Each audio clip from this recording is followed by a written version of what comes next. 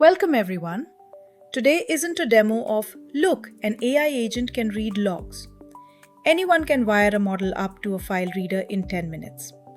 Today is about the much less glamorous, much more important part.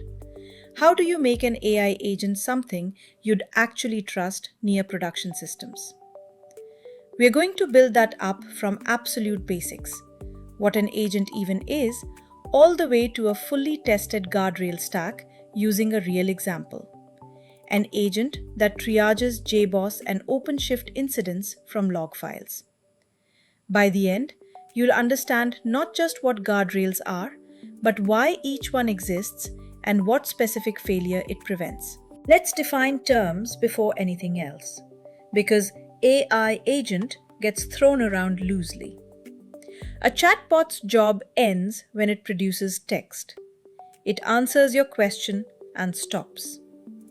An agent's job is to accomplish a goal, and accomplishing a goal usually means taking actions in the real world, reading a file, calling an API, running a command. The important part is the loop on the right. The model decides what to do, a tool actually does it, the result comes back, and the model decides again. That loop repeats until the model thinks it's done. Here's the thing to sit with. Nobody is standing over its shoulder approving each step in real time.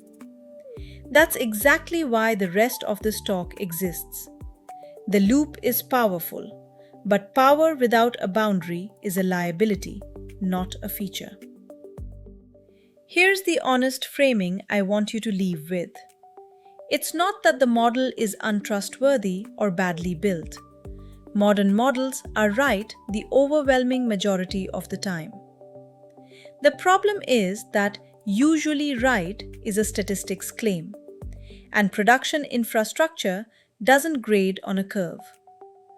One wrong restart the service or delete the pod at the wrong moment can cause an outage. So the question isn't, do we trust the model? It's, what happens on the day it's wrong? A guardrail is what happens on that day. And critically, a guardrail is deterministic. A plain function, a pattern match, a rule. Not another model asked to judge the first model's judgment. That's what makes it something you can actually rely on. So what is a guardrail concretely? Not a filter that reads everything and grades it. It's a checkpoint at a specific moment.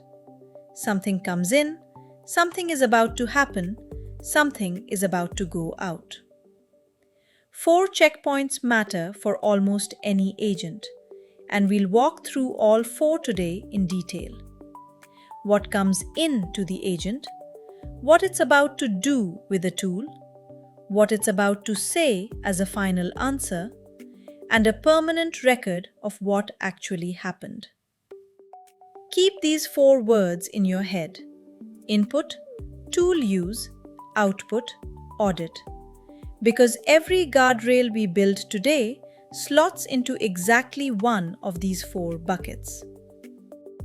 Here's the specific agent we're building. It's genuinely useful. Anyone who's done on-call knows how much time gets burned rederiving a root cause from a wall of Stackk trace text. This agent reads the log, checks it against a small library of known incident patterns, out of memory, connection pool exhaustion, authentication failures, and writes a structured report. The line at the bottom is the most important sentence on this slide. It has no tool that lets it restart, delete, or modify anything. That's not a rule we are hoping it follows. We simply never gave it that capability. The strongest guardrail is always the one where the dangerous action was never possible in the first place. Everything else we're about to see is defense in depth on top of that. This is the whole system on one slide, and it's worth pausing on. Read it top to bottom. A question comes in, It passes through an input check, the model does its work, every tool call it tries gets checked before it runs, and before the model is allowed to finish, its final report gets validated. Off to the side, the dashed box. Every one of those checkpoints writes to an audit trail. Notice there's no single guardrail in this picture. There are 5 separate checkpoints, each catching a different kind of failure. That's deliberate. It's called defense in depth. If one checkpoint has a gap, the next one is still there. We're about to walk through each of these checkpoints individually and show you exactly what runs at each one. 2 separate concerns get lumped into input, and they need 2 separate fixes.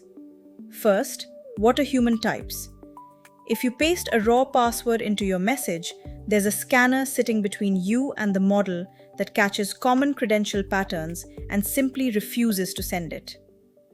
Second, and more subtle, what the agent reads from a file on disk. You might think a hook could just clean that up after the fact, but Claude Code's hook system genuinely can't rewrite a tool's output after it runs. That's a real technical constraint, not a design choice we made. So instead, we did something more robust. The agent was never given a generic file reading tool at all. The only way it can look at a log is through a small script that redacts credentials as it reads, before the content ever reaches the model. That's the strongest version of this guardrail, because there's no path around it. There's no raw read tool left to fall back to. If you only remember one guardrail from this whole talk, make it this one.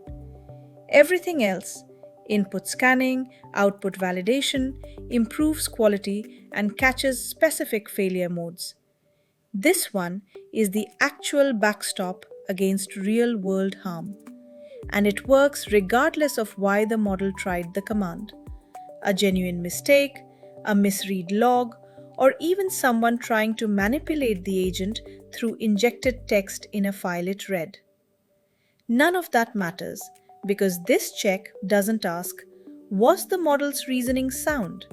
It asks, does this command match a pattern on a block list? Full stop. That's a plain pattern match running in milliseconds, completely independent of the model's judgment. On screen, you can see it in action.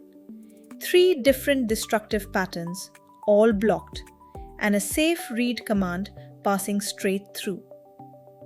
This is what defense in depth means in practice. Even though this agent was never given a delete tool, this check would still catch an attempt if one ever showed up. Last 2 checkpoints. Output validation is a shape check, not a content check. We are not asking, is this diagnosis correct?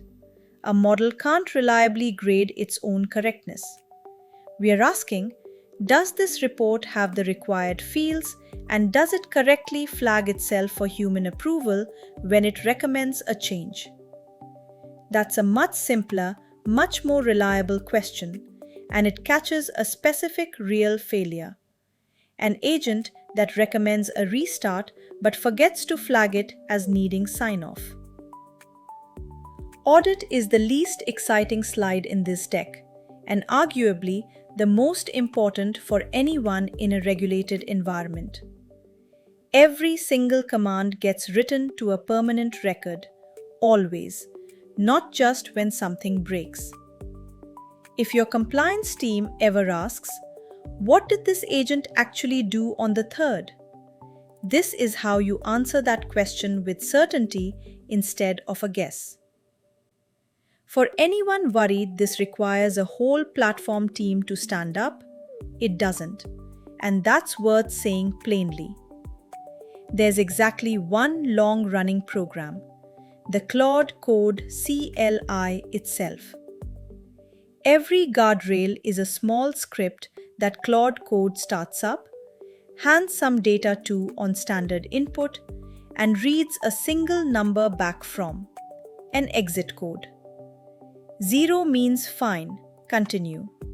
2 means stop, something's wrong. That's the entire contract. There's no hook server, no port to open, nothing persistent between turns. And critically, there's no local AI model doing the reasoning. That's Claude called over the network. So this whole thing runs comfortably on a laptop with no GPU. Config lives in one YAML file. The audit trail is one text file with one JSON line per event.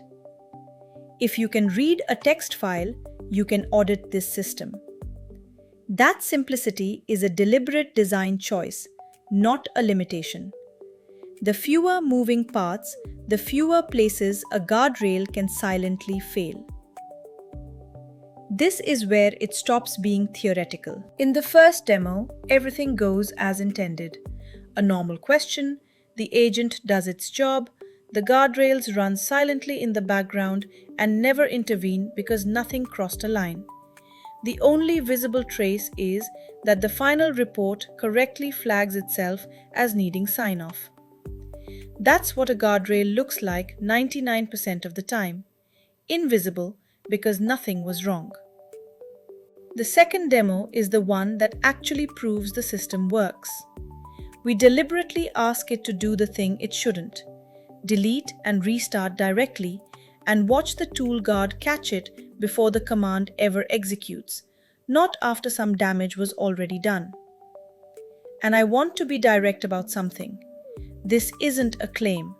We tested this exact scenario in the build with the literal JSON payload Claude code sends to a hook and confirmed the block happens with the correct it code every time. That's the difference between we designed a guardrail and we verified a guardrail. Always insist on the second one. If someone remembers nothing else from today, these three ideas are the ones worth keeping.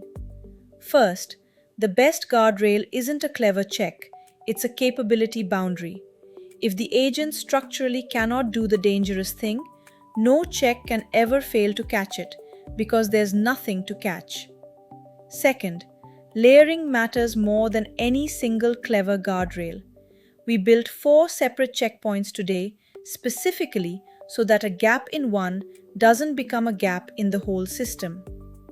Third, and this is the one people skip under time pressure, a guardrail that exists only in your head or only in a comment isn't a guardrail yet. We ran every single hook in this project with the exact JSON shape Claude code actually sends and confirmed the exit codes were correct before calling any of this done. That verification step is not optional polish. It's the difference between a guardrail and a guess. Everything on this slide is literally copy-paste from the project you already have. There's no separate demo version versus real version. Install runs in a couple of minutes. Verify runs the same 19 tests we ran in the build itself. And then you're talking to the actual guardrailed agent. I'd encourage everyone to specifically try the thing we did in Demo B. Ask it to delete or restart something directly and watch the block happen yourself rather than taking my word for it. That's the whole point of building it this way. You shouldn't have to trust the slide. You should be able to verify the claim in about 5 minutes on your own machine. Thank you. Open it up for questions. And if nothing else lands today, I'd want this closing line to stick.